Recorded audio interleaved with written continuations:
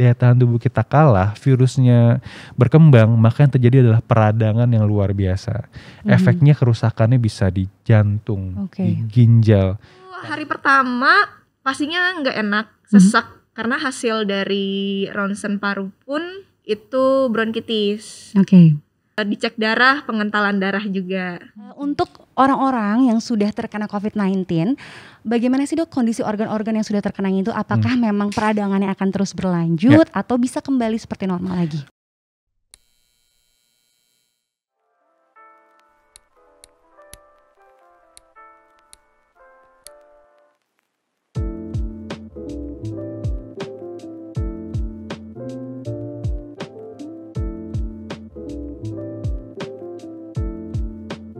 Hai Real Food Fam, selamat datang kembali di Realcast, obrolan inspiratif dari dan untuk Real Food Fam. And back with me your host Dr. Tikasha. Seperti biasa, aku ingin memulai episode ini dengan mendoakan Real Food Fam di rumah. Semoga semuanya berada dalam keadaan sehat, dalam keadaan aman, bahagia, dan bisa berkumpul dengan orang-orang tersayang. Amin. Anyway, gak kerasa kita sudah sampai di episode terakhir dari Realcast season 2 ini. Dimana memang untuk season 2 kita khususkan mengangkat tema-tema atau topik seputar kesehatan. Dan kayaknya gak afdol kalau sampai episode terakhir kita belum membahas tentang COVID-19. Karena memang penyakit dan virus ini merupakan suatu hal yang baru, jadi pasti akan ada update terus setiap harinya. That's why hari ini kita kedatangan 2 orang narasumber. Yang pertama adalah seorang spesialis paru yang juga memang lagi sibuk banget di era pandemi ini. Dan yang kedua adalah seorang influencer dan juga seorang penyintas COVID-19. Jadi tanpa berlama-lama kita panggilkan narasumber pertama kita, yaitu Dr. Jaka Pradipta, spesialis paru. Tepuk tangan. Halo Dr. Jaka, apa kabar? Baik, alhamdulillah. Dr. Jaka, terima kasih banyak sudah menyempatkan waktunya, karena kita tahu Dr. Jaka ini waktunya sibuk banget. Untuk dapetin schedule hari ini juga alhamdulillah ya kita bisa ketemu. Alhamdulillah. Tadi juga sempat cerita-cerita Dr. Jaka hari ini ke 4 rumah sakit. Tadi sudah ke Wisma Atlet sudah sempat, terus sudah webinar juga. Pulang dari sini masih ke rumah sakit juga. Terima kasih banyak ya dokter. Sama-sama. Waktunya. Tapi apa sih dok yang bikin tetap semangat nih walaupun ke 4 rumah sakit, tapi tetap mau mengedukasi masyarakat juga lewat hal-hal seperti ini?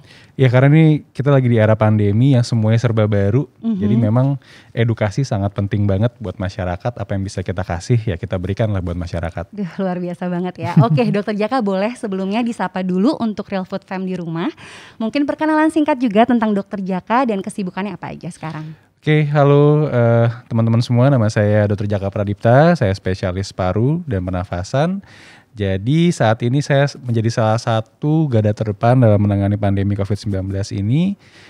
Saya aktif juga di Rumah Sakit Darurat COVID Wisma Atlet Kemayoran dan di beberapa rumah sakit lainnya juga memang aktif dalam menangani COVID-19. Dan juga aktif nih sebagai edukator kali ya dalam selalu mengedukasi masyarakat mengenai COVID-19 ini. Luar biasa Dr. Jaka, terima kasih atas sama-sama kontribusinya terhadap kesehatan Indonesia terutama di era pandemi ini. Oke Dokter Jaka, sebelum kita mulai ngobrol-ngobrolnya, aku pengen ngajak main dulu. Ini ada permainan true or false, jadi nanti akan aku berikan satu statement, Dokter Jaka tinggal kasih tahu itu betul atau salah. Dan boleh diambil, ada kipas di bawah meja, sudah ada tulisannya true or false. Karena memang ini karena suatu penyakit yang baru, banyak ini bolak-balik dokter. Oke. Kirain ada 2. Jadi emang karena ini suatu hal yang baru, pasti banyak mitos-mitos yang berkeliaran di masyarakat atau banyak asumsi-asumsi sendiri gitu ya. Jadi mulai melewati games ini kita harap bisa meluruskan hal-hal tersebut. Oke, kita mulai saja dari statement pertama. Hewan peliharaan dapat tertular COVID-19. True. Ya. Boleh dijelaskan? Jadi memang hewan peliharaan sangat bisa tertular virus corona, terutama kucing gitu ya. Ada beberapa lain kayak singa dan lain-lain juga ada kasusnya memang terkena. Tapi nggak dipelihara mungkin ya kalau singa. Iya, singa. kalau singa nggak dipelihara ya. Jadi hewan peliharaan bisa terkena dan ada yang bergejala, namun memang mereka tidak menularkan ke manusia. Jadi nggak usah khawatir, jangan sampai jadi kita akhirnya malah membuang hewan peliharaan dan lain-lain, enggak. Karena malah kita yang menularkan mereka. Gitu. Jadi memang transmisinya hanya antar manusia ya? Iya, karena kita kan lebih tinggi, hewan di bawah. Jadi dropletnya ke bawah, bukan dari hewan ke atas. Manusia. Gitu. Untuk statement berikutnya, sinar UV bisa membunuh virus corona. True or false? True, terutama sinar UV-C ya, yang C, terutama di benda. Dan jangan kita gunakan sinar UV-C untuk kulit. Betul. Karena memang efek jangka panjangnya nggak bagus, radiasinya nggak bagus.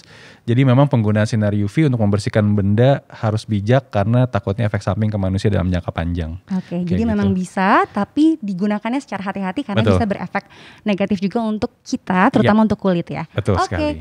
Untuk statement berikutnya, cuaca ekstrim dapat membunuh virus corona. True or false? False. Oke, penjelasannya? Ya, jadi di daerah manapun di dunia ini, mau di kutub, mau di padang pasir, virus COVID dan penyebarannya bisa saja terjadi. Terutama penyebaran dari manusia antar manusia. Jadi ketika kita dimanapun, umur berapapun, usia berapapun, bisa terkena, karena memang dominasinya adalah droplet dari manusia ke manusia. Itu sih yang paling utama. Gitu. Jadi bukan lagi cuaca ekstrim sebagai faktor utamanya ya? Jadi bukan, nanti musim hujan virus COVID bakal nambah, musim panas virus COVID bakal mati. Enggak kayak gitu mainnya. Baik. Statement berikutnya. Air dan pemutih pakaian bisa menjadi alternatif desinfektan. True or false?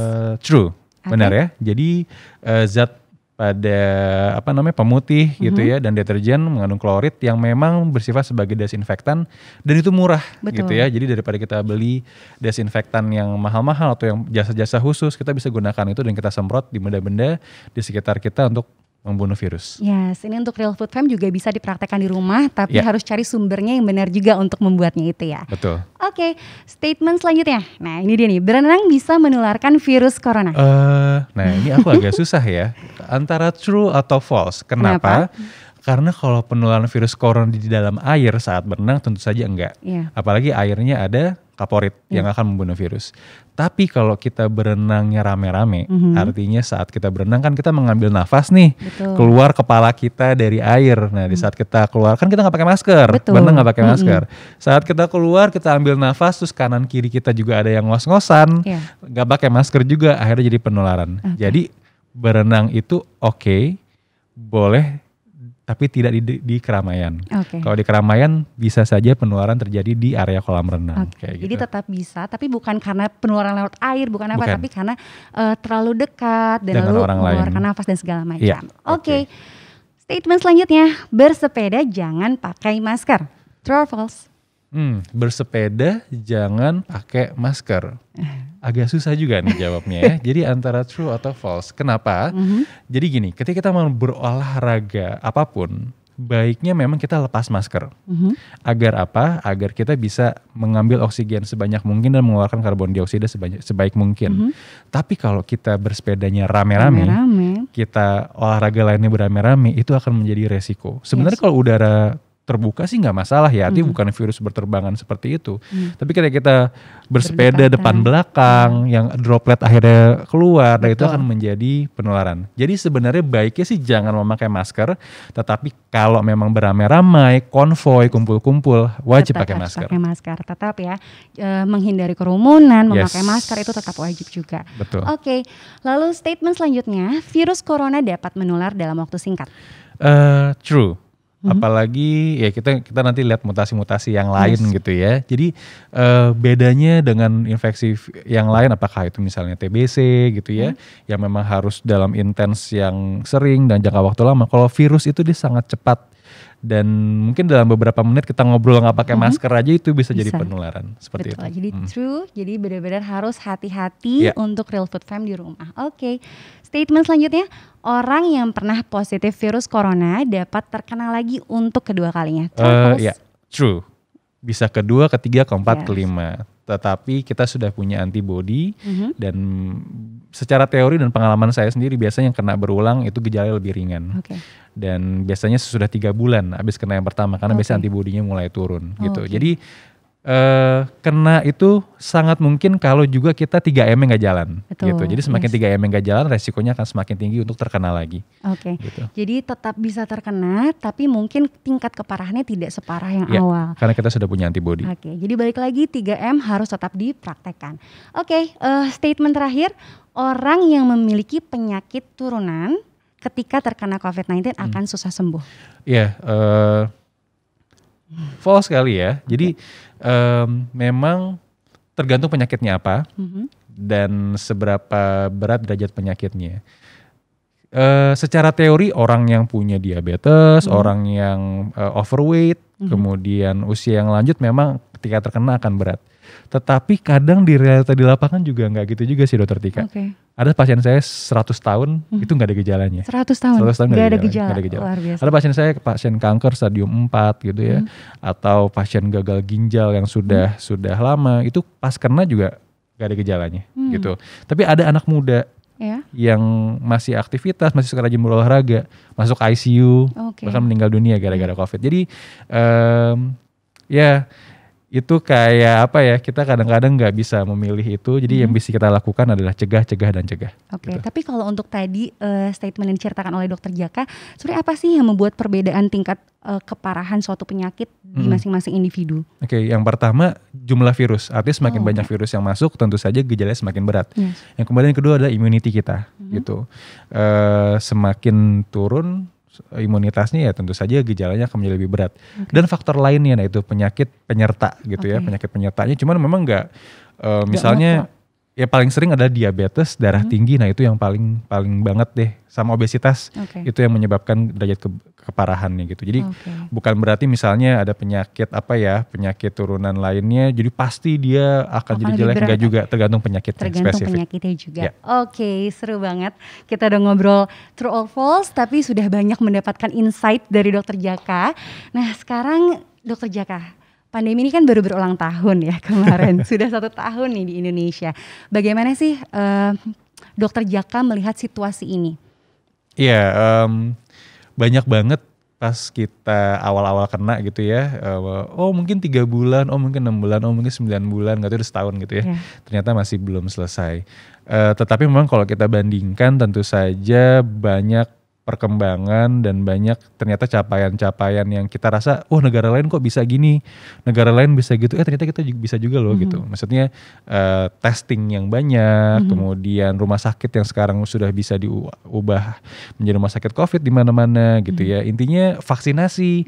Banyak negara-negara lain yang belum dapat vaksinasi, belum dapat jatah dari negaranya, kita tuh sudah gitu ya. Jadi sebenarnya kita dibandingkan negara yang lain, kita sama-sama menderita, namun jangan pesimis gitu ya. Banyak hal-hal yang harus kita tetap maju ke depan dan kita optimis apa yang sudah kita kerjakan, tinggal bersabar dan terus melakukan pencegahan itu sih. Tetap harus optimis dan harus ingat Real Food Fam dan masyarakat di rumah sebenarnya juga menjadi garda terdepannya nih, karena kita yang bisa mengontrol atau mengatur juga transmisinya seperti apa.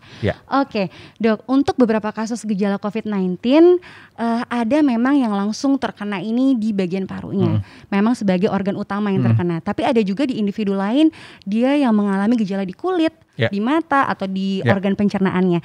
Apa sih Dok yang membuat perbedaan predisposisi lokasi dari setiap individu itu? Jadi gini, virus corona itu dia akan masuk melalui reseptor di dalam tubuh kita. Memang dominan reseptornya itu di saluran nafas atas dan organ pernafasan di paru. Tapi selain itu juga dia ada di saraf, ada di sel otot jantung, di usus halus dan banyak reseptor lainnya. Tapi memang dominannya adalah di saluran nafas karena kan dia juga masuk lewat udara ya, artinya saluran nafas yang menjadi utama. Nah, mungkin aku sedikit cerita aja cara kerja virus ini. Dia masuk dari saluran nafas atas, kalau daya tahan tubuh kita bagus, dia akan selesai tuh. Mungkin hanya batuk pilek atau misalnya meriang sehari 2 hari, habis itu nggak ada gejala, kemudian sembuh gitu ya. Kita isolasi 2 minggu. Tapi kalau daya tahan tubuh kita nggak bagus, dia akan masuk ke dalam, dia akan terjadi inflamasi atau peradangan.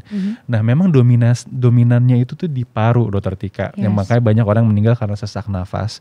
Tapi kalau ternyata daya tahan tubuh dia semakin tidak baik, daya tahan tubuh kita kalah, virusnya berkembang, maka yang terjadi adalah peradangan yang luar biasa.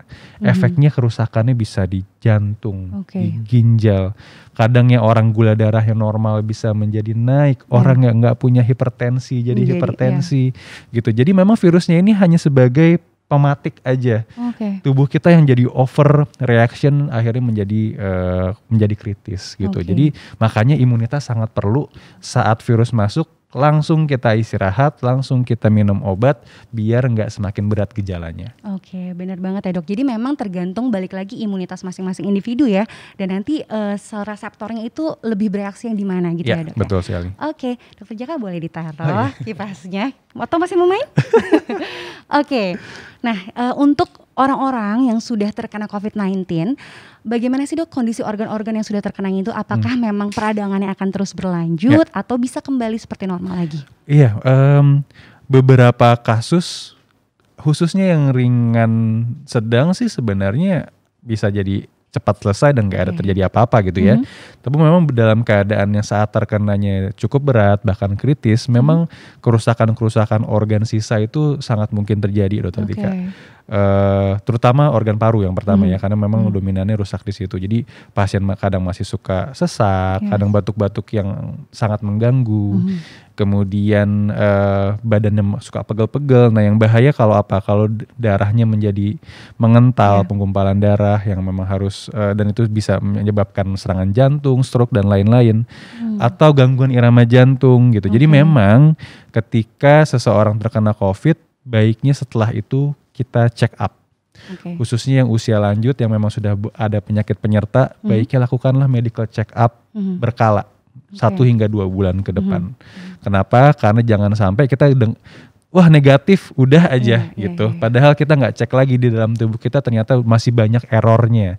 Dan itu yang memang harus kita obati. Tapi memang kerusakan organ lanjutannya itu apakah bisa diperbaiki dan kembali seperti semula ketika sudah terjadi atau bagaimana dok? Kalau kenanya sangat berat dan kritis dan sangat akut waktu terkena mungkin bisa nggak balik gitu ya. Tapi kalau misalnya masih cukup bisa ditolerir, mungkin bisa reversible, bisa kembali lagi seperti semula gitu. Jadi memang tergantung seberapa besar dan seberapa gawat pas terkena COVID-19-nya. Jadi memang penting juga setelah terkena itu kita tetap kontrol, kita tetap periksa lagi, bukan hanya fokus pada saat terkenanya aja ya dok ya, tapi setelahnya kita harus check up terus. Dan bukan hanya positif negatif aja. Oke, Dokter Jaka tadi menarik banget apa yang Dokter Jaka bilang bahwa untuk penilaian kesembuhan bukan lagi hanya dari positif dan negatifnya. Nah, kita sekarang mau panggilkan dulu Dokter Jaka, narasumber kedua kita. Dia seorang influencer dan juga seorang penyintas COVID-19. Kita nanti mau bahas juga nih tentang pengalaman dia selama terkena COVID-19. Kita langsung panggilkan saja Naomi Papilaya. Tepuk tangan dulu.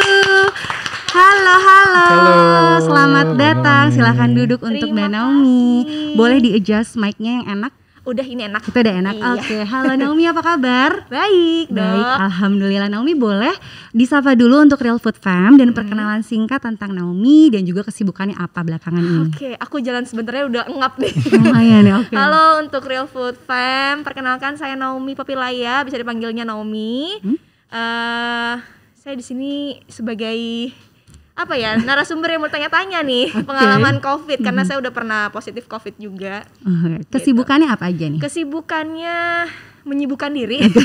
Bingung kesibukannya apa karena emang lagi pandemi juga kan. Apalagi pekerjaanku emang sebenarnya di dunia entertain yang biasanya nge-host juga gitu. Influencer juga, yang penting jangan influenza ya. Jangan Bu, sakit nanti ya. Sakit nanti. Terus itu ya paling sekarang sih karena emang saya lagi mau proses menuju ke pernikahan, jadi lagi ngurus-ngurus sibuk urusan pernikahan aja gitu. Jadi lagi fokus di situ juga ya. Oke. Naomi, jadi sempat cerita-cerita tadi kita di belakang kalau Naomi memang pernah terkena COVID-19. Boleh nggak sih diceritain dulu awal mulanya itu seperti apa, gejalanya bagaimana sampai didiagnosa positif COVID-19? Gejalanya waktu itu saya baru benar-benar ngerasain gejalanya itu di tanggal 25 Desember 2020. Pas banget lagi Natal tuh. Ya kan? Gejala awalnya itu batuk kering banget tenggorokannya, kayak gatel banget gitu. Terus udah mulai demam tuh sorenya, udah ngerasa mulai demam. Tapi saya hajar terus pakai vitamin C. Kayak saya butuh vitamin C nih, menurut saya seperti itu gitu kan ya, yang saya tahu. Maksudnya pertolongan yang bisa saya lakukan ya mungkin itu dulu kali ya, karena saya takut untuk minum-minum yang lain juga kan, nggak mau sembarangan. Di tanggal 26-nya demamnya semakin tinggi, badannya semakin gak enak banget pokoknya. Pegel, nyeri, pokoknya seperti itu. Terus tanggal 27 kalau gak salah itu demamnya udah agak sedikit reda. Tanggal 28 saya pikir ini kayak cuma sakit biasa gitu gitu ya. 28 saya masuk kerja tuh. Saya mesti nge-host waktu itu. Terus tanggal 29 karena saya takut gitu kan ya, apalagi ketemu banyak orang, akhirnya saya memutuskan untuk swab PCR. Dan hasilnya di tanggal 30 ternyata positif. Dan setelah itu saya baru ngubungin manajer saya, ngubungin semua orang yang waktu itu kerja bareng saya juga, keluarga apalagi gitu kan, karena yang paling terdekat kan keluarga ya. Bahwa saya positif COVID pada saat itu. Nah ini sebenarnya menjadi pertanyaan saya nih, saya nggak tahu positif COVID itu karena apa. Sebelumnya emang di tanggal 21 Desember itu saya tuh sempat melakukan namanya vaksin toksoid, karena persyaratan untuk menikahkan. Ada vaksin toksoid. Tanggal 21 waktu itu vaksin di puskesmas. Setelah vaksin efek sampingnya kepala saya pusing gitu kan. Terus badan mulai nggak enak, keesokan harinya juga tangannya pegel gitu. Ada yang bilang katanya mungkin tuh mungkin efek samping dari si vaksin itu ngebuat kamu jadi imunitas kamu tuh jadi turun, daya tahan tubuh kamu jadi turun gitu kan. Jadi yang membuat kamu jadi gampang untuk kena si virus corona ini gitu kan, apalagi kan lagi di masa pandemi seperti ini juga. Terus ada yang bilang juga, enggak, kamu jangan sangkut pautin sama vaksin toksoid katanya gitu. Karena waktu itu kan saya sempat dirawat di rumah sakit gara-gara positif, jadi saya sempat ngobrol-ngobrol sama dokter dan beberapa dokter ada yang datang juga, ada yang bilang kamu jangan sangkut pautin sama vaksin toksoidnya gitu, karena emang kamu lagi nggak bagus aja daya tahan tubuhnya, jadi kamu terserang virus corona gitu kan. Oh ya udahlah, yang penting saya sembuh aja deh. Gitu. Nah sebenarnya Dokter Jaka nih menarik juga ya kalau kita lihat tadi pengalaman dari Naomi. Kalau menurut Dokter Jaka mulai dari gejalanya sampai terkena, apakah itu memang perjalanan yang khas dari gejala yang muncul dari COVID-19, dan apakah memang ada sangkut pautnya dengan vaksin toksoid tadi? Ya jadi penyakit COVID itu penyakit yang 2 minggu kita perang sama si virusnya gitu ya. Jadi dari awal gejalanya biasanya mulai meriang, demam, badan gak enak, pegel-pegel. Kemudian habis itu nambah batuk, kering gitu ya. Nah itu biasa udah mulai 1 minggu tuh si batuk kering itu. Karena udah mulai parunya udah mulai ada gangguan. Nah kalau kita nggak bagus daya tahan tubuhnya, itu makin luas, makin sesak gitu. Nah jadi Mbak Naomi tadi artinya daya tahan tubuhnya bagus, dalam beberapa hari dia sudah membaik, cuma memang pegel-pegelnya dan lain-lainnya itu masih terus ada. Nah jadi memang khas sekali penyakit COVID itu seperti itu. Jadi memang saat ini kalau kita mulai ada demam, badan gak enak, mulai batuk-batuk, memang baiknya kita swab PCR untuk kita buktikan bahwa kita sakit COVID atau tidak. Nah untuk masalah kena dari mana, kapan dari mana, memang saat ini sudah susah. Karena kita khususnya di Jakarta nih tinggal di zona merah yang kanan kiri kita nggak tahu orang positif atau enggak gitu ya. Jadi memang yang bisa kita lakukan adalah masker dan jaga daya tahan tubuh kita. Nah mengenai vaksin yang lain ya, artinya gitu ya, memang beberapa vaksin membuat ada efek sampingnya yang kadang membuat badan kita nggak enak, pegel-pegel gitu ya. Cuma memang itu bukan menjadi faktor yang menyebabkan jadi mudah terkena virus COVID gitu ya, virus corona ya. Jadi maksudnya untuk teman-teman semua yang memang ada jadwal vaksin dan memang itu silahkan aja gitu. Cuman memang baiknya habis vaksin beristirahat gitu ya, biar badannya fit. Seperti itu sih. Mungkin aku ingin lanjutin dulu nih pertanyaan dari cerita Naomi tadi, Dok. Tadi kan Naomi bilang awal gejala itu di sekitar tanggal 25, lalu dia cek di tanggal 29 swab PCR. Sebenarnya kapan sih waktu yang tepat untuk kita melakukan pemeriksaan untuk penegakan diagnosa COVID-19 ini? Ya sebenarnya saat kita mulai ada gejala, baiknya sih lebih cepat lebih baik. Kenapa? Karena bisa menularkan orang gitu ya. Dan kita kan misalnya tadi mau kerja, mau apa, kita harus jelas nih status kesehatan kita seperti apa. Saranku sih sehari 2 hari coba istirahat, minum obat, nggak membaik dan trennya kok kayaknya ke arah sana ya. Artinya misalnya muncul anosmia misalnya, atau misalnya kok di rumah ada yang sakit lagi gitu ya. Oke, jangan-jangan ini COVID. Jadi langsung as soon as possible periksa. Baiknya memang langsung PCR aja ya, karena dia sangat sensitif banget buat dapetin gitu. Jadi langsung biar bisa tahu kita tuh positif atau enggak gitu. Kalau misalnya lanjut lagi ya pertanyaannya. Nanti misalnya misalnya saat itu saya bertemu dengan Naomi juga nih. Kapan waktu yang tepat untuk saya periksa ketika saya belum ada gejala? Jadi ketika misalnya waktu itu akhirnya ketemu virusnya masuk gitu ya, memang akan ada waktu replikasi virus kurang lebih 3-5 hari sesudahnya gitu. Jadi tapi menurut saya yang paling penting, bolehlah misalnya swab PCR 3 hari atau 5 hari sesudahnya. Cuman yang paling penting adalah memantau kurang lebih 10 hari setelah ketemu sama Naomi gitu. Jadi oke, aku kena nih, aku beresiko tinggi 10 hari, pokoknya kalau tiba-tiba aku badan mulai gak enak harus swab lagi. Mungkin 3 hari kita swab negatif gitu ya, cuma jangan langsung pede, oke gue aman nih negatif, oke deh gue aktivitas, jangan kayak gitu juga. Apalagi gue ketemu sama ibu sama bapak nih yang ternyata udah punya comorbid, jangan gitu juga. Jadi hati-hati, jangan banyak ketemu orang, terus kita jaga kesehatan, dan kalau muncul gejala swab ulang. Langsung swab ulang. Gitu. Jadi memang baiknya kalau kita bersentuhan atau kontak dengan orang-orang yang sudah positif, kita isolasi mandiri sendiri aja ya dok. Mungkin sekitar 10 harian kita pantau di situ. Bukan isolasi mandiri sebutannya, tapi karantina. Karantina. Jadi kita mengkarantina diri sendiri untuk lihat nih apakah kita memang ada perkembangan menjadi positif atau memang kita insya Allah bebas dari gejala itu. Untuk Naomi, setelah positif, Naomi akhirnya dirawat ya. Waktu itu dirawat berapa hari dan bagaimana perjalanannya itu? Apakah memberat dulu? Apa memang sudah langsung enakan setelah dirawat atau bagaimana? Waktu itu dirawat mulai dari tanggal 30 Desember sampai 10 Januari itu udah boleh pulang. Kurang lebih 10-11 hari berarti ya dok ya. Itu hari pertama pastinya nggak enak, sesak. Karena hasil dari ronsen paru pun itu bronkitis. Waktu itu, terus dicek darah, pengentalan darah juga. Asam urat juga tinggi, mohon maaf nih. Masih muda, asam uratnya tinggi. 30 berarti 31 itu udah enak tuh badan. Tapi tanggal 2 atau tanggal 2 atau 3 Januari itu badan mulai nggak enak lagi, gitu, mulai gelisah, nggak bisa tidur. Aku tuh sampai nelponin orang-orang terdekat aku kayak aku nggak enak nih badannya nih. Pokoknya gak enak banget, bingung untuk deskripsi apa namanya, untuk ngegambarinnya tuh seperti apa gitu. Karena emang bener-bener gak enak waktu itu yang dirasain. Tapi setelah itu besokan harinya, maksudnya karena dibawa tidur tiba kan udah capek gitu ngerasain tubuh gak enak, akhirnya tidur, besokan harinya udah mulai enak lagi badannya. Sampai akhirnya dinyatakan sembuh ya? Sampai akhirnya dinyatakan sembuh. Walaupun sebenarnya aku pas keluar dari rumah sakit pun itu sebenarnya hasil swabnya masih positif. Nah ini dia yang menarik yang tadi sempat dokter Jaka singgung juga ya. Sekarang itu untuk dinyatakan sembuh bukan lagi hanya melihat positif negatifnya ya dok ya. Jadi apa sih dok kriteria sembuh dari pasien COVID-19 ini? Jadi sebenarnya COVID-19 ini sih sama dengan penyakit yang lainnya. Artinya kalau kita bilang sembuh, gejala udah gak ada, badan udah enak, kita bisa beraktivitas. Cuman yang membedakannya adalah kita harus ada isolasinya gitu.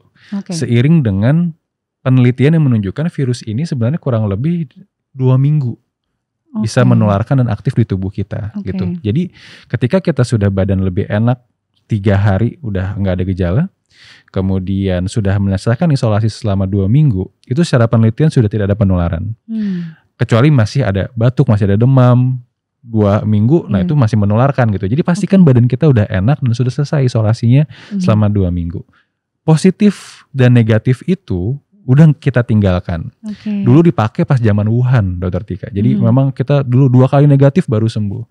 Bulan Mei 2020 semua diubah oleh WHO bahwa ini bisa terus positif hingga 3 bulan. Pasien akan depresi, pasien akan gak bisa kerja gara-gara itu, padahal dia sudah sembuh. Padahal udah bisa lari, main bola juga udah bisa gitu ya. Tapi gara-gara hasil swabnya positif itu malah sangat mengganggu ini. Makanya WHO bikin peraturan seperti itu, kemudian CDC, Kemenkes juga sudah menggunakan itu, kemudian Dinkes pun juga sudah menggunakan itu gitu ya. Jadi kecuali kapan sih kita kejar negatif? Kalau pasiennya kritis, yaitu pasiennya masuk ICU, pasien masuk ventilator. Kita harapkan negatif, kan virusnya sangat banyak kalau dia sampai berat gitu ya. Atau misalnya dia ada HIV, dia punya imunitas sangat jelek, artinya virusnya di badan tuh masih mungkin bisa hidup dan menularkan orang dalam jangka waktu lama. Dan CDC pun menjelaskan itu 20 hari Dokter Tika. Jadi kalau yang imunitasnya rendah tuh kita punya waktu tuh 20 hari buat isolasi gitu ya. Jadi balik lagi, kesembuhan itu adalah kita kembali bisa beraktivitas normal, lab darah kita bagus, ronsen kita bagus, itu sembuh. Oke. Negatif itu bonus aja. Oke, Gitu ya. oke, baik. Dok, ini ada beberapa kasus yang bisa sembuh bahkan kurang dari seminggu sejak dinyatakan positif PCR. Itu bagaimana, Dok? Emang tadi kan dokter sempat bilang perkiraannya sekitar 2 minggu. Ya. Nah, kalau untuk yang kasus-kasus seperti ini bagaimana? Ya, nah balik lagi nih definisi sembuhnya nih apa? Ya. Sangat mungkin cuman sehari meriang di swab positif, terus habis itu nggak ada gejala lagi. Itu sangat mungkin, banyak banget yang kayak gitu. Atau misalnya anosmia 2 hari, habis itu balik lagi langsung bagus. Itu karena daya tahan tubuh kita bagus. Jadi artinya virusnya masuk, kita perang, badan tubuh kita membunuh virusnya, terus selesai. Yes. Tapi tetap harus jalankan isolasinya. Karena kita kan nggak bisa tahu ini masih nularin apa enggak. Jadi kita blind isolasi 2 minggu untuk mencegah penularan. Dan kita pastikan setelah itu kita kontrol, yakinkan diri kita sudah kembali sehat. Betul. Oke, itu jadi penting banget ya untuk mengisolasi sendiri juga, agar kita juga bisa bertanggung jawab untuk diri sendiri dan lingkungan sekitar gitu. Untuk pasti yakin kalau kita sudah tidak menularkan lagi. Oke, untuk Naomi, waktu setelah sembuh nih, ada nggak perbedaan yang dirasakan dari sebelum terkena COVID-19? Karena tadi Naomi sempat bilang, ini kok agak ngos-ngosan ya, baru naik tangga, bagaimana? Apa aja yang dirasakan? Perbedaan itu sangat nyata, Apa aja? Gimana? Maksudnya gini loh, aku kan sempat konsultasi juga sama teman-temanku yang dokter kan, karena aku belum tadi aku sebenarnya sempat dengar dokter Jaka sempat bilang juga sebenarnya harus check up gitu kan. Tapi setelah negatif waktu itu aku tidak check up lagi gitu. Tapi aku sebatas nanya-nanya sama teman-temanku yang memang profesi sebagai dokter gitu kan. Kalau setelah sembuh sampai sekarang yang kurasakan, aku badan punggungku, tulangku masih suka pegel, suka nyeri. Terus kepalaku suka sakit. Kalau sakit kepala tuh hampir tiap hari. Terus konsentrasiku pudar, buyar lah, suka buyar gitu, suka kok nggak fokus ya, gitu. Terus apalagi ya kadang suka ngerasa kok badanku agak sedikit demam nih gitu. Terus juga hidung meler juga. Kok semuanya ya jadinya. Jadi kayak banyak gitu ya ngerasa ada gejala-gejala. Jadi banyak gitu. Dia lebih gampang sesak juga tadi. Gampang sesak. Aku kan sebenarnya aku kan agak lumayan kuat untuk olahraga ya. Olahragaku agak bisa tiap hari aku olahraga sebelum aku positif COVID. Tapi semenjak aku pernah terinfeksi virus COVID ini, aku olahraga pun jadi udah nggak kuat. Karena jadi cepet capek, cepet ngos-ngosan, gampang lemes. Kalau udah lemes gampang nggak enak badan gitu. Paling kayak gitu. Oke, Dokter Jaka. Kalau dari cerita Naomi ini bagaimana? Memang berarti yang tadi seperti Dokter Jaka sempat cerita di awal ya, ada peradangan lanjutan atau seperti apa? Makanya setelah Naomi sembuh, memang baiknya dicek. Jadi ini masih ada error nggak nih di badan gitu ya? Artinya marker-marker penanda inflamasinya, peradangannya sudah baik atau belum. Cuman memang mayoritas pasien-pasien yang habis terkena COVID itu masih memiliki gejala sisa. Nah itu yang kita sebut juga dengan long COVID. Ya, gejala pasca COVID yang itu memang bisa sampai 6 bulan lamanya, gitu. Nah, mayoritas 60% tuh masih batuk, itu satu. Yang kedua, dan nafasnya kayak masih belum full gitu ya. Jadi kalau jalan agak jauh naik tangga tuh kayak masih agak berat, badan masih pegel-pegel. Tadi ngerasa kayak demam, tapi diukur suhunya tuh normal-normal aja. Kena AC dingin tuh kayak biasa 16 derajat oke-oke aja. Sekarang 23 tuh kayaknya dingin banget. Jadi saraf-sarafnya itu memang jadi kayak error gitu. Saraf-sarafnya terganggu, otot kita juga ini. Jadi itu memang gejala yang wajar. Cara yang baik adalah satu, makan yang oke, tidurnya harus baik karena untuk mengembalikan sel-sel kita yang rusak. Kemudian mulai beraktivitas lagi. Karena mungkin pas kemarin sebulan gitu ya, di kasur aja, isolasi, kita terisolit di kamar, gak banyak aktivitas. Jadi saat kita udah mulai beraktivitas lagi, badan kita tuh rontok gitu, karena gak terbiasa. Jadi memang mulai latihan pelan-pelan, melatih otot kita untuk kembali beraktivitas biar lebih segar lagi. Gitu. Jadi memang harus fokus mengembalikan daya tahan tubuh kita jadi fit lagi, prima lagi ya. Oke. Dok, sekarang kita mau ngomongin tentang vaksin nih. Karena kan alhamdulillah tadi dokter juga sampaikan kita termasuk negara-negara yang sudah mulai vaksin duluan. Masih banyak negara-negara yang belum. Boleh gak sih dijelaskan mungkin secara awam untuk Real Food Fam gimana sih cara kerja vaksin itu melindungi tubuh kita? Oke. Jadi vaksin itu kita memasukkan benda asing ke dalam tubuh kita agar tubuh kita kenal terhadap benda itu. Nah, yang dimasukkan adalah partikel si virusnya. Apakah virus yang diinaktivasi, apakah itu bagian virusnya gitu ya. Jadi istilahnya kita akan mencari satpam di badan kita biar kalau dia datang langsung ditangkap nih. Bahkan sebenarnya bukan satpam tapi Kopassus gitu ya. Karena dia special agent, dia special agent. Jadi kalau kita kena COVID, antibodi itu kebentuk 1 minggu sesudahnya. Tapi kalau kita divaksin, pas virusnya masuk langsung ditangkap gitu. Jadi karena udah kenal ya. Karena sudah kenal. Sedangkan kalau kita terinfeksi 1 minggu dia kenalan dulu, ditangkap dulu dari pos satpam ke polsek, polres lama. Prosesnya sampai ke bentuk si Kopassus. Jadi kita langsung ada special agent dan langsung nangkep. Jadi itu diberikan pada orang yang masih sehat agar pas kena dia bisa menjadi cepat selesai infeksinya dan derajatnya menjadi lebih ringan. Gitu dibandingkan kita kalau kena langsung. Jadi bukan berarti ketika kita sudah vaksin kita pasti aman gak bakal terkena COVID, bukan begitu ya dok ya? Bukan berarti kita kebal, artinya yang benar gak bisa kena sama sekali. Apalagi kita lepas masker lebih cepat nih. Artinya kan ini hidung lubangnya masih ada 2 loh. Gitu kan. Jadi bukan berarti setelah kita divaksin gak ada tempat virus masuk, enggak, tetap virus bisa masuk, tapi mungkin pas masuk gejalanya menjadi ringan atau bahkan gak ada gejala sama sekali.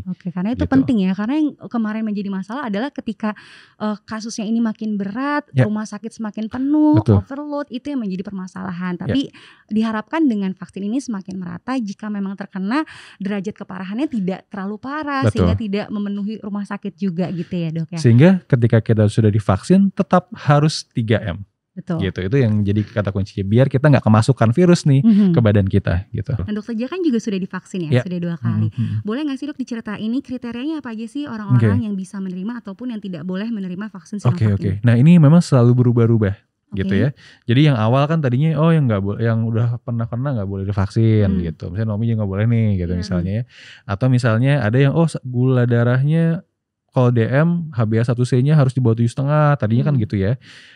Ternyata seiring dengan banyaknya penelitian yang dijalankan di beberapa negara, banyak vaksin-vaksin sebenarnya aman diberikan untuk lansia gitu ya. Banyak diberikan aman pada pasien-pasien yang punya penyakit jantung misalnya. Nah akhirnya kita gunakan itu. Jadi yang paling utama saat ini nih ya, yang bulan ini kita bicarakan ini, yang terbaru ini adalah pastikan keadaan pasien tidak dalam penyakit akut. Misalnya kalau ada sakit jantung, sakit ginjal, sakit paru misalnya, dia lagi nggak sesak, lagi nggak ada demamnya, lagi nggak ada apa. Nah, jadi nanti ada kriteria-kriterianya, ada pertanyaan-pertanyaan yang ditanyakan. Nah, baiknya bagi orang-orang terutama lansia yang punya penyakit-penyakit itu, saran saya adalah kontrol ke dokter yang biasa dia berobat. Minta surat persetujuan, ini kira-kira aku aman gak sih gitu. Aku lagi akut gak, aku lagi stabil gak nih sekarang. Kalau stabil kasih surat pengantar, nanti baru bisa divaksin gitu. Jadi jangan reka-reka sendiri gitu ya. Jadi yang tadi diabetes pun sekarang gitu. Kalau diabetes minum obat teratur, terkontrol, boleh-boleh aja. Jadi gak ada parameter-parameter khusus. Dan yang sudah pernah kena COVID 3 bulan lagi boleh divaksin. Jadi nanti namanya vaksin lagi. Boleh gitu. Jadi karena misalnya udah ada antibodi nih, nanti dengan divaksin antibodi makin naik lagi. Jadi si Kopassusnya diingetin lagi, mungkin udah lupa kan ya, aku lupa ya corona kayak apa sih bentuknya. Nanti 3 bulan lagi divaksin lagi biar dia semakin banyak pasukannya dan dia semakin ingat sama virus ini. Pertahanannya makin maksimal ya. Iya gitu. Jadi sudah bisa kita berikan lagi gitu. Oke, kalau untuk ibu hamil, ibu menyusui juga aman ya dok? Saat ini menyusui sudah boleh. Tapi hamil belum, karena belum ada penelitiannya terhadap ibu hamil. Jadi 9 bulan bersalin, abis itu boleh divaksin. Oke, seru banget ngobrol-ngobrol kita. Tapi masih banyak yang pengen kita obrolin. Tapi sebelum itu nih, biar makin semangat, kayaknya boleh diminum dulu. Kita punya Royal Wellness di sini, salah satu program unggulannya dari Fit with Real Food. Isinya adalah Fully Birdnest Concentrate dengan Rock Sugar. Sebelumnya Naomi dan Dr. Jaka udah pernah belum cobain program-programnya Fit with Real Food? Sudah. Kalau Naomi pernah coba yang apa? Aku yang Royal Wellness sudah, karena kemarin pas lagi masa penyembuhan juga, aku konsumsi ini selama 12 hari. Wow, oke. Sangat membantu sih buat aku pribadi ya. Yes. Yang sebelum-sebelumnya juga pernah tuh. Tapi aku lupa nama programnya apa ya. Banyak banget soalnya. Oke, karena memang Fully Burnt Nuts Concentrate ini terkenal bisa menaikkan daya tahan tubuh kita. Kalau Dokter Jaka udah pernah belum cobain? Sudah Oke. Yang warna apa? Ingat nggak? Nah, kita cek deh. Oke, kalau gitu rasanya enak. Kita coba lagi dulu aja untuk Royal Wellness-nya. Mungkin Dokter Jaka dulu ya. Nanti biar gantian untuk buka maskernya. Dokter Jaka dulu boleh? Oke, ini salah satu program unggulan kita, Dok. Paling bagus diminum saat perut masih kosong selama 12 hari. Jadi bisa pada saat bangun pagi ataupun sebelum tidur. Oh, pas di perut aku lagi kosong. Oke. Request ya, Ibu. Langsung aja. Tadi sudah terdengar suara pop, berarti itu sudah disegel dengan baik. Steril, higienis, ini juga halal. Sekarang Naomi silakan boleh diminum lagi. Baik. Oke, biar makin semangat nanti kita ngobrol-ngobrolnya. Tapi kalau Naomi selain Royal Wellness sudah pernah coba yang lain? Udah, Everglow. Everglow. Yang warna pink apa ya?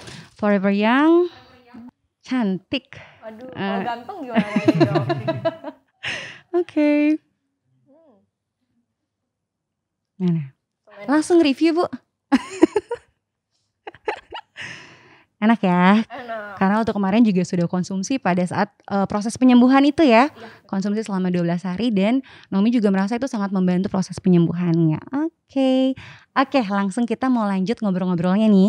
Dokter Jaka, kita sudah open question box kemarin di Instagram dan cukup antusias sekali para netizen kita ingin bertanya kepada Dokter Jaka. Mungkin untuk pertanyaan pertama saya bacakan. Oke. Pertanyaan pertama, Dok, saya penyintas COVID dari bulan Desember kemarin dan ada asma yang terkontrol. Apa sudah bisa vaksin sekarang? Boleh, bisa. Jadi definisi asma yang terkontrol, dia nggak dalam 2 minggu terakhir itu nggak ada sesak yang bertambah, nggak ada pemakaian nebulizer, nggak ada demam, nggak ada dahak yang kental keluar. Jadi oke-oke aja, stabil-stabil aja, boleh divaksin. Oke. Untuk jangka waktunya juga tadi kata dokter 3 bulan setelah ya? Apa tuh? Untuk jangka waktu setelah orang yang terkena COVID-19 boleh lagi 3 bulan ya? Oke. Pertanyaan selanjutnya, Dok mau nanya fibrosis itu apa, normal atau tidak? Iya, jadi sekarang kata-kata fibrosis itu jadi ini ya, happening gitu ya. Fibrosis itu sebenarnya penebalan dari jaringan yang rusak. Paling gampang, kalau kita mau tahu tuh kayak kulit nih jatuh, terus ada luka, kita diemin lama-lama kan mengeras. Itu namanya fibrosis. Bahasa kampungnya koreng. Nah kayak gitu. Yang akhirnya tuh bawaannya gatel, pengen kita kerok-kerok biar lepas gitu. Nah itu yang terjadi di paru kita kalau kita kena COVID. Apakah semuanya pasti mengalami fibrosis ini setelah tergantung beratnya lagi. Jadi kalau semakin berat rusaknya, pasien gejala batuk-batuk, di ronsen cukup luas, nah sangat mungkin setelah itu ada fibrosis. Tapi dia bisa hilang, dia bisa sembuh. Tapi beberapa kasus berat memang dia bisa menjadi menetap. Nah itulah makanya kenapa habis kena COVID masih suka batuk-batuk gitu. Jadi dia akan berusaha, kita kan refleks gitu untuk membersihkan itu padahal dia koreng di dalam paru kita. Tapi seiring jalannya waktu nanti dia akan bersih sendiri sih. Jadi salah satu efeknya memang bisa menimbulkan gejala seperti batuk-batuk tadi ya. Karena fibrosisnya masih ada. Tapi masih bisa sembuh ya, Dok? Masih bisa sembuh. Pertanyaan selanjutnya. Kalau ada alergi udang kepiting, bolehkah vaksin? Apakah vaksin bisa dites alergi dulu seperti antibiotik atau bagaimana? Ya, jadi kalau memiliki riwayat alergi memang cukup hati-hati. Tapi bukan berarti menjadi kontraindikasi atau nggak boleh. Baiknya yang memiliki riwayat alergi, khususnya alergi obat, itu divaksinnya di rumah sakit yang memang bisa ada penanganan bila terjadi gangguan itu. Artinya setelah divaksin setengah jam kita pantau. Kalau aman-aman aja aman. Tapi kalau misalnya ada masalah alergi, maka langsung bisa ditangani dengan profesional di rumah sakit gitu. Tapi kalau misalnya ini kan vaksin 2 kali. Vaksin pertama dia alergi, nggak boleh lanjut yang kedua. Langsung nggak boleh. Nggak boleh, karena takutnya nanti yang di kedua dia bisa menjadi lebih berat. Gitu. Jadi cukup sekali aja. Kalau pertanyaan selanjutnya tadi kan dia tanya apakah bisa ibaratnya kayak skin test dulu gitu, dites dulu untuk vaksin. Nggak bisa sih ya, nggak bisa. Siap. Dok, sekarang ini lagi ramai lagi setelah 1 tahun dirayakannya pandemi ternyata muncul mutasi baru. Betul. Boleh diceritakan nggak Dok tentang mutasi dari virus ini? Jadi virus corona itu sangat mudah bermutasi karena dia pindah dari manusia ke manusia lainnya. Pindah. Jadi akhirnya berubah tuh proteinnya jadi bermutasi.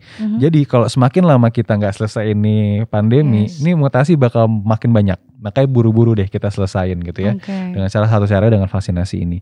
Nah, masing-masing negara punya variannya masing-masing. Dan ternyata memang si B117 ini dia punya kemampuan di saluran nafasnya lebih lama dan lebih mudah menyebarkan ke orang gitu. Nah, jadi itu satu. Yang kemudian yang kedua, dia punya gejala, beberapa studi menunjukkan bisa menjadi lebih berat. Nah, tetapi tenang aja, kenapa? Karena di Indonesia, maksudnya PCR masih bisa mendeteksi itu. PCR masih bisa mendeteksi. Dan vaksin yang digunakan di sana yaitu Sinovac masih bisa berefek untuk mencegah itu si B117 itu. Tapi Sinovac belum tahu. Yang di Indonesia belum tahu gitu ya. Jadi kita masih terus belajar. Kita memang harus hati-hati tapi jangan panik. Yang penting protokolnya jalan terus aja. Gitu. Ya itu tadi ya. Memang mungkin lebih menular, virulensi yang lebih tinggi, bisa menimbulkan derajat keparahan juga lebih tinggi, tapi kita bisa deteksi dengan PCR. Dan yang paling penting sebenarnya tetap jalani prokesnya. Ketika kita memang tetap memakai masker, menjauhi kerumunan, mencuci tangan, sebenarnya itu bisa menjadi perlindungan kita untuk terkena dari virus baru ini. Yang bahaya kalau mutasi virusnya bisa menembus masker. Nah, belum kali tapi ya. Jangan. Kalau itu ada, itu baru berbahaya. Pulang saya dok, pulang. Takut. Dok, nih pertanyaan selanjutnya, sebenarnya cara sederhana apa sih kalau kita ingin merawat kesehatan paru kita gitu ya? Apakah dengan memang ada olahraga khusus atau ada nutrisi tambahan atau bagaimana? Ya, jadi ini banyak banget ya yang nanya ya, dok minum air kelapa. Ada yang bisa perokok tuh, kalau mau medical check up, tiba-tiba langsung pada beli air kelapa katanya biar parunya bersih, padahal nggak nyambung gitu ya. Gitu. Jadi tentu saja menjaga paru kita agar sehat adalah nutrisi yang baik. Artinya protein yang baik, vitamin yang baik gitu ya, jadi makan yang baik. Dan yang paling penting juga adalah jangan kita masukkan gas-gas berbahaya ke paru kita. Apakah itu rokok, vape, partikel knalpot, partikel di pekerjaan gitu ya, artinya apakah itu cat atau yang lain-lain gitu. Jadi memang itu salah satu menjaga. Jadi memakai masker saat kita bekerja, tidak merokok, itu salah satu caranya. Dan berolahraga. Artinya dengan kita melatih paru kita menjadi lebih baik, otot-ototnya bagus, tentu saja membuat paru kita menjadi lebih sehat. Gitu. Mungkin kalau untuk Naomi nih dok, yang sudah pernah terkena dan sekarang ngerasa masih belum fit banget nih, olahraga apa sih yang cocok untuk Naomi? Yang paling baik jangan lari atau sepedaan, yang jelas. Kita mulai dari jalan dulu gitu ya, kemudian stretching otot-otot di atas gitu ya, untuk melatih otot-ototnya karena mungkin kaku nih selama kemarin isolasi. Kemudian yang bagus juga adalah berenang. Berenang karena intensitasnya nggak terlalu tinggi, melatih pengembangan parunya juga lebih baik. Oke. Pantesan saya waktu itu sempat olahraganya agak sedikit workout di rumah kan, tapi agak sedikit berat sih gitu. Terus teman-teman saya, jangan olahraga berat-berat, udah jalan kaki aja katanya. Betul, ternyata memang benar ya disarankan. Memang benar seperti itu. Ringan-ringan dulu, tapi tetap bisa melatih organ-organ kita. Mungkin untuk closing statement dari Naomi, mungkin ada yang ingin disampaikan untuk Real Food Fam untuk bisa tetap menjaga dirinya agar tidak terkena COVID-19 ini? Mungkin ya paling untuk Real Food Fam semuanya tetap dijaga untuk protokol kesehatannya, apalagi budaya orang Indonesia ya, kalau misalnya ketemu sama orang nih pasti salaman. Sampai sekarang pun aku masih lihat, bahkan di keluargaku yang terdekat pun masih ada yang berjabat tangan gitu, padahal lagi pandemi seperti ini. Kalau bisa hal-hal kecil seperti itu bisa dihindari lah untuk penularan virusnya juga. Terus jangan lupa cuci tangan tuh rajin. Betul. Aku aja udah rajin cuci tangan aja masih bisa kena gitu. Gimana yang jarang cuci tangan gitu kan. Pakai masker, terus jaga jarak. Itu sih. Mungkin kalau dari Dokter Jaka closing statement untuk mengingatkan para Real Food Fam. Jadi untuk Real Food Fam khususnya vaksin nih ya, karena ini lagi sangat ini. Jadi jangan disia-siakan kesempatan vaksinasi. Ketika sudah mendapatkan kesempatannya, lakukanlah. Kemudian ajak keluarga kita, ajak teman-teman kita untuk melakukan ini. Ini adalah salah satu upaya untuk menyelesaikan pandemi. Bukan hanya satu cara ini aja, tapi 3M dan vaksinasi. Jadi harus combine semuanya agar pandemi ini cepat selesai. Jadi dan target kita adalah 70% populasi tervaksinasi. Artinya kalau ada sebagian orang yang menolak vaksinasi, maka herd immunity gak akan terbentuk, gak akan beres-beres. pandemi ini gitu. Oke, terima kasih banyak untuk Dokter Jaka dan juga untuk Naomi atas waktunya. Terima kasih untuk sharingnya, terima kasih untuk ilmunya. Semoga Real Food Fam di rumah semuanya selalu terlindungi, semuanya berada dalam keadaan aman dan sehat. Oke, untuk Real Food Fam terima kasih banyak telah menonton dan selalu setia menemani kita selama season kedua ini. Akhirnya kita sudah sampai di episode terakhir dari Realcast season kedua. Jangan sampai lupa kalau ada yang kelewatan bisa ditonton ulang episode-episode sebelumnya. Oke, terima kasih banyak. Mohon maaf kalau aku ada salah kata selama ini. Sampai jumpa lagi. Realcast, obrolan inspiratif dari dan untuk Real Food Fam. Terima kasih. Yeay.